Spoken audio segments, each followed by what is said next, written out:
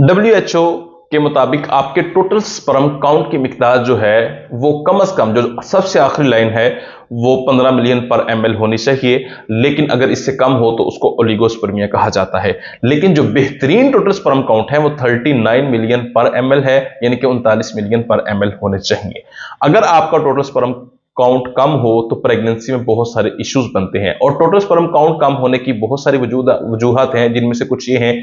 अगर आपको पसल्स का इशू है, कोई इन्फेक्शन है, इसके अलावा ऑक्सीडेटिव स्ट्रेस का मसला है, या फिर आप वैसे ही बहुत ज्यादा परेशान रहते हैं, स्ट्रेस लेते हैं, सिगरेट नोशी बहुत ज्यादा करते हैं, ऐसी जगह पे काम करते हैं जहां पे बहुत ज्यादा हीट गर्मी है, या बहुत किस्म जो ज्यादा टाइट किस्म का जो है ना अंडरवियर इस्तेमाल करते हैं, या फिर क्रॉनिक इलनेस, ये सारी वजूहत हो सकती हैं। वेरिकोसील के मसले की वजह से भी आपका टोटल स्पर्म काउंट कम हो सकता है, लेकिन आप इन तमाम चीजों को मेडिसिन से 100% कवर कर सकते हैं।